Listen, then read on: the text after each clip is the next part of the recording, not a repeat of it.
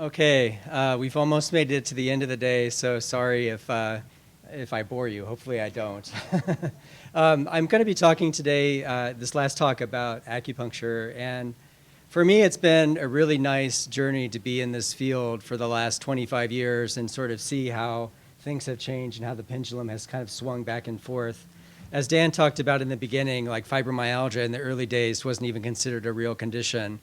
And so acupuncture also has gone through a period where it's been discredited and there's been a lot of controversy around it. And there's a lot of people who don't understand what acupuncture it is and what the research actually has shown about acupuncture. And hopefully what I present to you today might be some information that you may not normally experience or have been experienced getting exposure to. So when we talk about acupuncture, we're actually talking about a component from traditional Chinese medicine, and there's a lot of different things that are considered alternative or complementary, but the term nowadays is called integrative. So we call these therapies integrative interventions. And so acupuncture is part of the mind-body class of products and interventions. And how often are we using these things? So this was a survey that's kind of old, but there's not really a more recent one. This is one that was done in 2007. And you can see that there's a lot of different mind-body therapies. There's prayer, there's meditation, there's massage. And actually acupuncture here is very, very, very low utilized. There's not very many people that have gone to use acupuncture in 2007, but still it's estimated that about $4 billion have been spent that year in out-of-pocket expenses for this. So this is not something that you typically go to your primary care physician and say, hey, I'd like to try acupuncture. They may not even know where to send you, where to go to get acupuncture.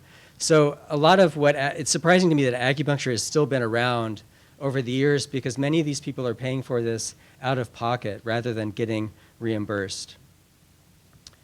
So what is acupuncture? Has anyone had an acupuncture treatment in the audience? All right. Wow, there's quite a few of us. Okay, so that's good. So you can see the acupuncture needles there. You've got a handle and the needle that gets inserted into the skin.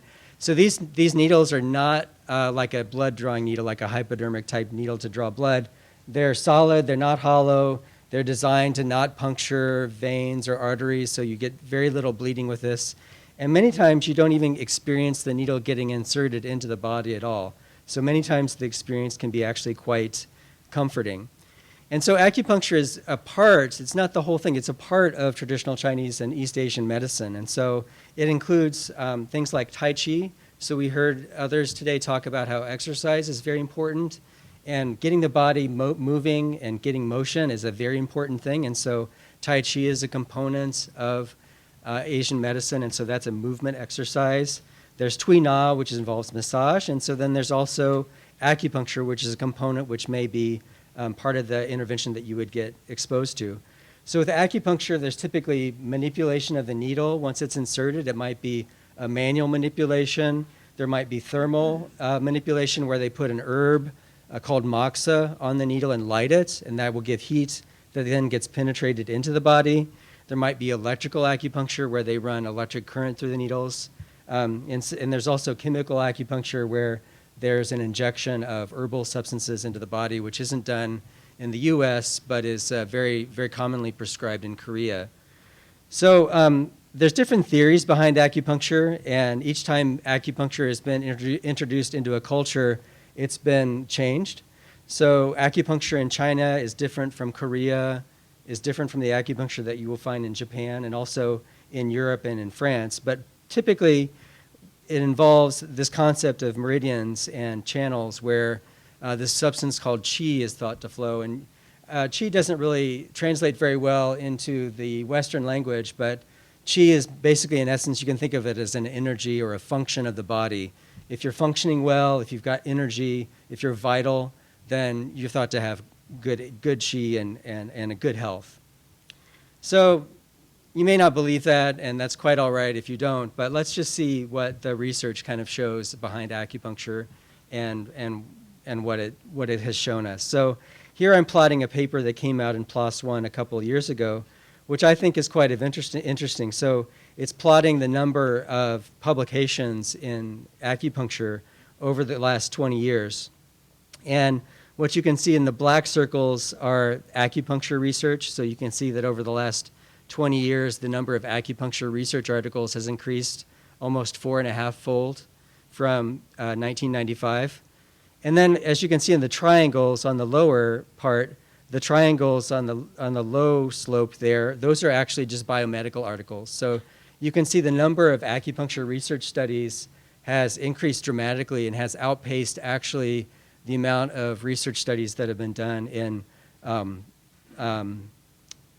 more biomedicine, more generic biomedical literature. Interestingly, before the 1970s, there were no research articles on acupuncture really to be thought of, and it actually happened that when Richard Nixon went to China and gave some lectures there, one of his news staff members had a case of an appendicitis while he was in China. And they actually did an appendectomy on him and used acupuncture as the analgesic for him. And he had such a nice response that he wrote an article when he got back to the United States, and that just basically set off this trajectory of increasing in acupuncture research. So now I'm going to go through what I think is more of the definitive clinical trials that actually show that acupuncture is effective for chronic pain. And these trials are part of this Acupuncture Trialist Collaborative, which is a group of many researchers throughout the world that have decided to pool the clinical research data from protocols that were standardized and generalized across the sites. And so this Acupuncture Trialist Collaborative was basically designed to answer two questions. These were the two primary questions. One of them was, is acupuncture better than standard care? Is it better than usual care that people are getting for their chronic pain? This is a very real-world situation.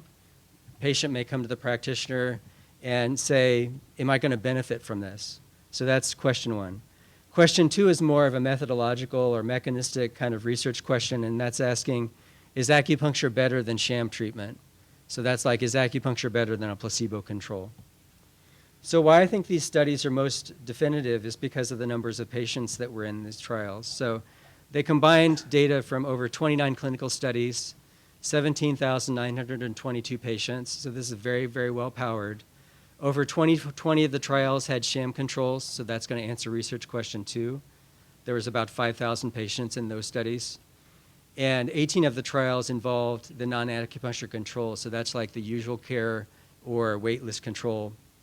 And those studies had over 14,000 patients in them, so very well-powered studies. So the types of non-acupuncture controls that were used were variable. So some of them involved no additional intervention, some involved waitlisting, some involved an intention control, like an education, for example, or it involved usual care that the patients might be experiencing. And so this next slide that I'm going to show is a forest plot of the effects of acupuncture versus usual care or no acupuncture controls for low back and neck pain. And I don't know if you know what this type of a plot shows, but it's called a forest plot, and the vertical line that's centered around the zero delineates whether the study favored the control or whether it favored acupuncture. And what you can see on the rows are individual studies, and the dot in the middle is the mean value, and then the whiskers represent the precision around that mean value. And so if the whiskers cross the vertical zero line, then that study sort of failed to show a significant difference between the control intervention, which in our case is usual care, or versus acupuncture. And so as you can see on the study, many of these trials are shifted to the right, and that means that they're favoring acupuncture versus usual care or no acupuncture controls. So that's for low back pain and neck pain. Here's the same thing for osteoarthritis pain. Again, showing a favorable response to acupuncture versus no acupuncture control. And here's headache and migraine. Again, showing a favorable response to acupuncture versus the control. So this is a summary of those slides, and it lists the effect size and the p-value. And I think the p-value is very impressive. All these studies have a p-value of less than 0.01. But what I think is really remarkable is the effect size there is 0.4 to 0.57. So in the terms of a clinically meaningful effect, that's a moderate effect size, which is very, very respectable for this intervention. So that sort of says that acupuncture is effective, that it's useful when you compare it to no treatment or usual care, which is, I think, the actual situation that most patients are in. They don't really care so much about whether acupuncture is different from a placebo or not. They're more interested in getting relief. And so this data, I think, is fuel for that argument.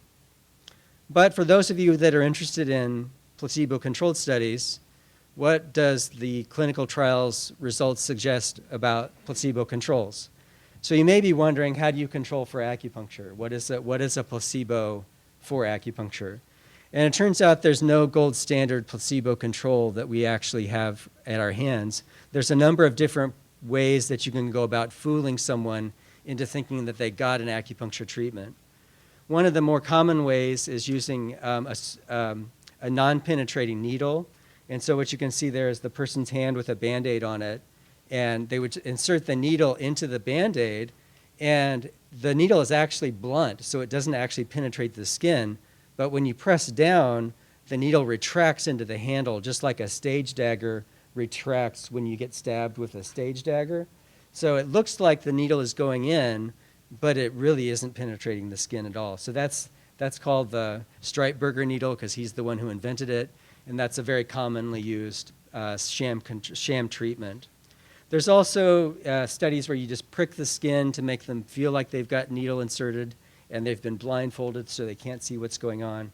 So there's a number of different ways that you can control for placebo effects. So let's see what the clinical trials look like now.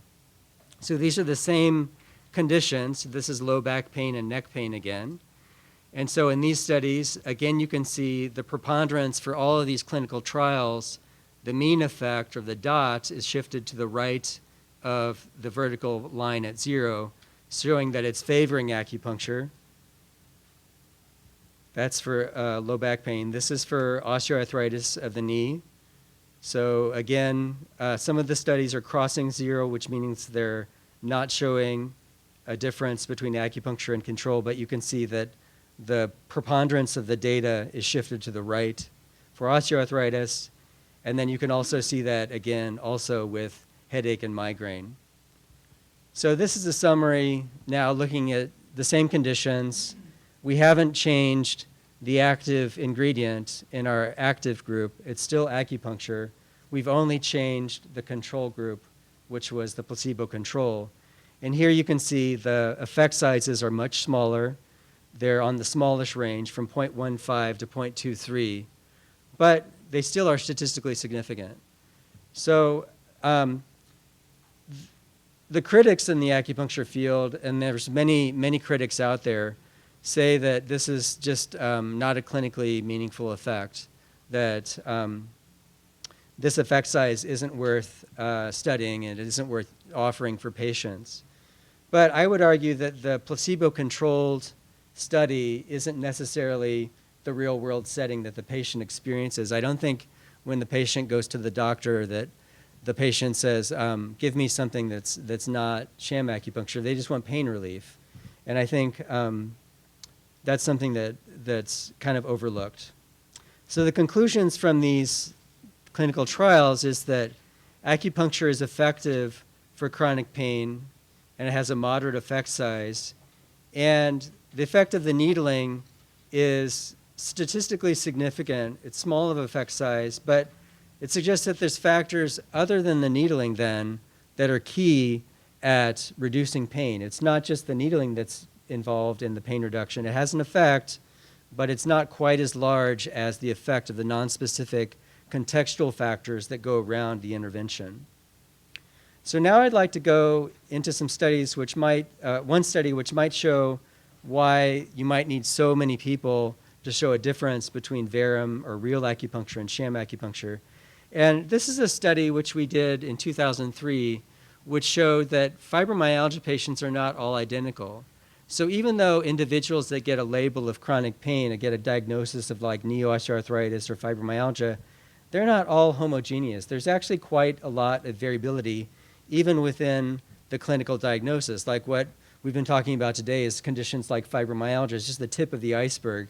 Many osteoarthritis of the knee patients have conditions going on within themselves that are indicative of centralized pain and fibromyalgia pain.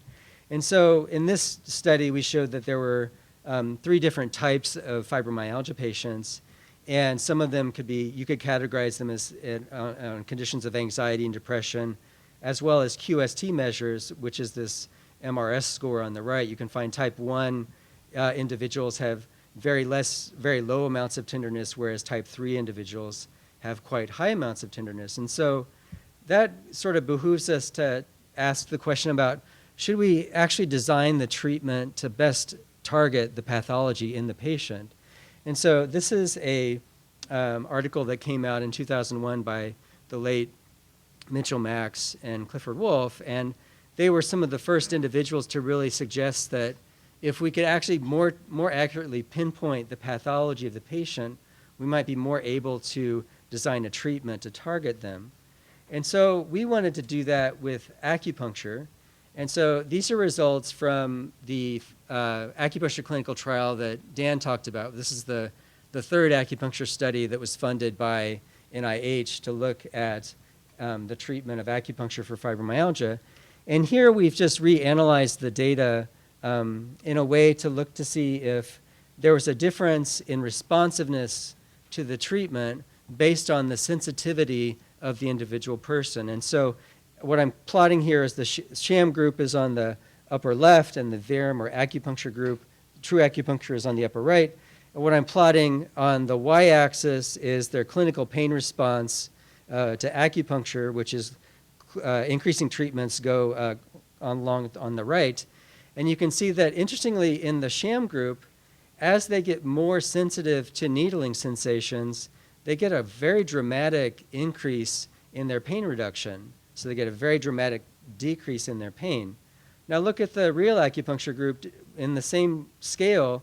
They actually show a very remarkably different phenotype. Even it looks like in the Verum group, as they get more sensitive to the needling, they actually get worse with the acupuncture. And that's something that many therapists will tell to you, that if you treat an acupuncture patient and they have fibromyalgia, you're not going to stimulate the needle very strongly. You're not going to get a really strong sensation because they actually don't like it so much. And so if you look at the rest of the whole rest of the continuum, you can see there's a dramatic difference between whether someone responds to sham acupuncture treatment versus real acupuncture treatment based on how tender they are at the thumb, as well as how sensitive they are to needling.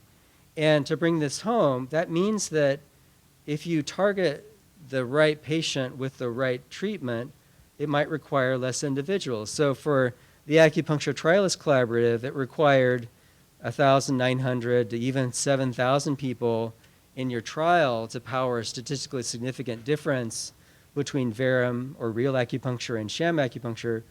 But if we limited this to the patients that had high pressure pain thresholds, we'd only need 280 to show a difference between real and sham acupuncture. So actually, I think there's a lot more that we don't understand about this intervention. And as the research progresses, I think we're getting a more clear understanding about who's more likely to benefit from this treatment and who's not. I'd like to segue now into some more mechanistic studies, which I think are important for chronic pain. There's been a number of trials that have looked in the brain to see how acupuncture affects brain activity. And this is a meta-analysis of 34 fMRI studies, and they've shown that, yes, indeed, acupuncture needling can increase brain activity, specifically in the insula, the mid-cingulate cortex, and the thalamus. And these are areas which sham acupuncture doesn't always get.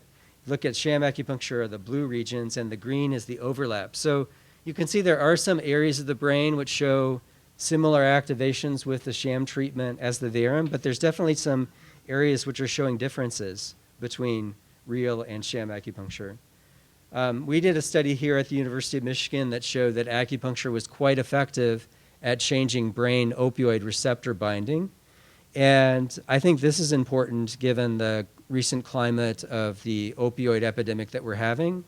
And there are many that have proposed that acupuncture might be an effective tool to help reduce the craving in people who are addicted to opioids and maybe reduce the long-term dependence on opioids as well. I'd like to highlight another study by my colleague Vitaly Napadau in chronic carpal tunnel pain patients. He did a study where he gave carpal tunnel patients local acupuncture was in one group, so acupuncture designed at of the wrist where the carpal tunnel is. And then another group got distal acupuncture, which you may not be aware of, but there's a theory that if you have a pain, say in your wrist, if you treat the ankle on the opposite side, that might be effective at helping. Very counterintuitive, but it actually has been borne out in research that might be effective. And then the third group got sham acupuncture. And what was remarkable in Vitaly's study was he found that both the local acupuncture treatment affected brain structural connectivity in the area of the sensory cortex around the wrist with local acupuncture. He found that acupuncture in the ankle distally affected connectivity and local structures in the S1 leg area, but that then had effect on carpal tunnel pathology in the wrist even. So that's really remarkable, and it suggests that local and distal acupuncture might have differing effects on pain in the wrist, where local acupuncture affects S1 or sensory cortex area of the wrist, which then is involved in healing of pain in the wrist, whereas the distal acupuncture works via another mechanism. So I like this slide here. It's kind of funny. You got to be kidding. Your back still hurts? So you've stuck needles everywhere. So it may not be too critical exactly where the needles are placed, but I think it is very important to have skin penetration, and I think it has an effect. But has this really changed the way healthcare is given? Has this research actually ever, changed the way patients are treated? So the Acupuncture Trialist Collaborative did a lot of studies in Germany, and actually the German healthcare system was funding a lot of these large clinical trials of acupuncture. And what's interesting is that actually the studies resulted in a large increase in the number of treatments that patients were getting with acupuncture. It increased about 20%. The German healthcare system will pay for these treatments now. They will pay for low back pain. They'll pay for knee osteoarthritis. Similar effects were seen in the UK following these studies. So the United Kingdom's National Institute for Health and Care and Excellence recommends now acupuncture for low back pain and for headache. So that's a nice response to the research. So what about what about the United States and the National Institutes of Health? So interestingly, the NIH has funded a lot of the basic and the clinical research in acupuncture, and there's a specific institute, NCCIH, which is funding a lot of this research. It's unfortunate to know that the American College of Rheumatology actually, in 2012, their recommendations, which is kind of remarkable, they say that treatment with acupuncture is conditionally recommended only when the patient with knee OA has chronic to moderate to severe pain and is unwilling or contraindicated to undergo arthroplasty. So that's kind of dramatic. So I would be shifting it a little bit away from that. I think that acupuncture is quite effective for knee OA and is definitely something that I would recommend a patient to try at least. And I think it's worth trying because it's quite safe. And this is something that can't be said for some of the interventions that we have.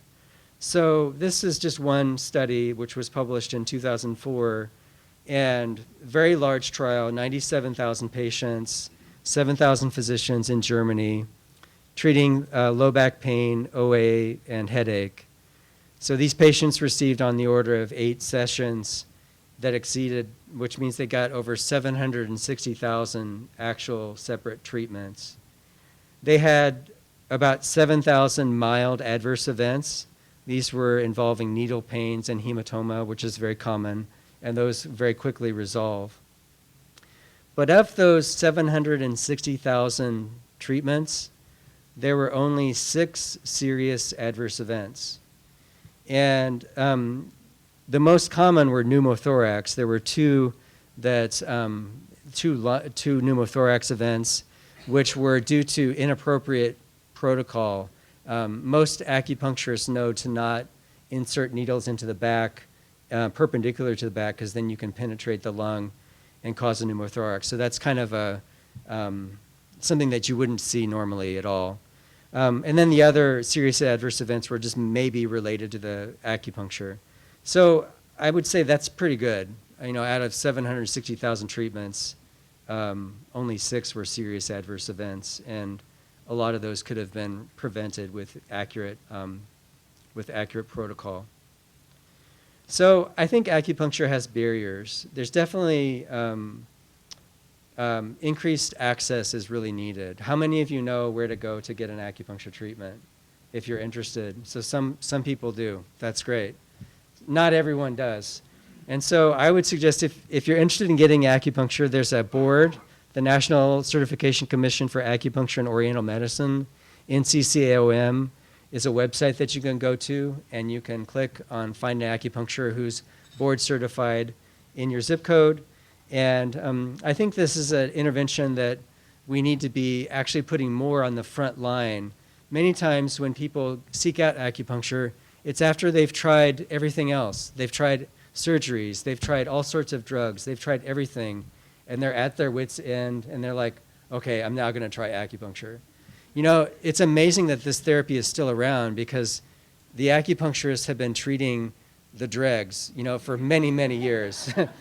And the effects can be seen because it's still around. So in summary, I'd like to say that acupuncture, I think, is effective at reducing pain. I think it's more than simply placebo. I think it alters brain function and structure, which we touched upon a little bit. I hope you understand that acupuncture is quite safe. Outside of the US, acupuncture has been fairly well incorporated into clinical guidelines. And I do think acupuncture access is needed, especially in this post-opioid era of pain control. And I'd like to thank the team. And I'd like to point out Noah Zucker, who was a medical student at the University of Michigan here. And he did some of the analysis of the needling sensitivity and did a very nice oral presentation at a conference. And I worked with him for a number of months, and he did very well, and I was very happy to mentor him. And finally, there's an acupuncture research meeting in Vermont in a couple weeks. If anyone's interested in learning about how acupuncture is changing and getting more incorporated into healthcare, that's going to be a topic of the conference. So thank you very much for listening.